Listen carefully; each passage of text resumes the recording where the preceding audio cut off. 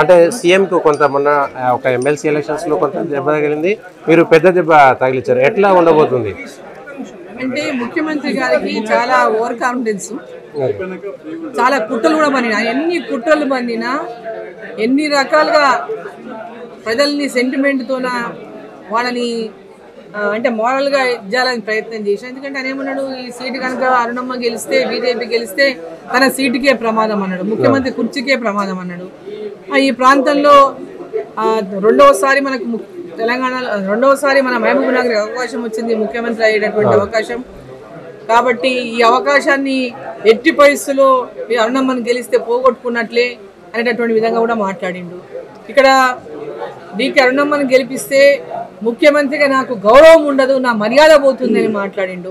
ఇట్లా ఎన్ని రకాలుగా ఆయన డిమోరలైజ్ చేయడానికి, ప్రజల్ని ఒక పక్క బెదిరించడానికి, డెవలప్మెంట్ ఆగిపోతుంది, ఈ పథకాలన్నీ పోతాయి, రకరకాలుగా బెదిరించినప్పటికీ కూడా చాలా మంది కింది స్థాయి నాయకులకు కూడా ఫోన్లు చేసిండ్రు, బెదిరించిండ్రు, రకరకాలుగా ఇబ్బందులు పెట్టేటటువంటి ప్రయత్నం చేసిండ్రు, కేసులు పెట్టించిండ్రు.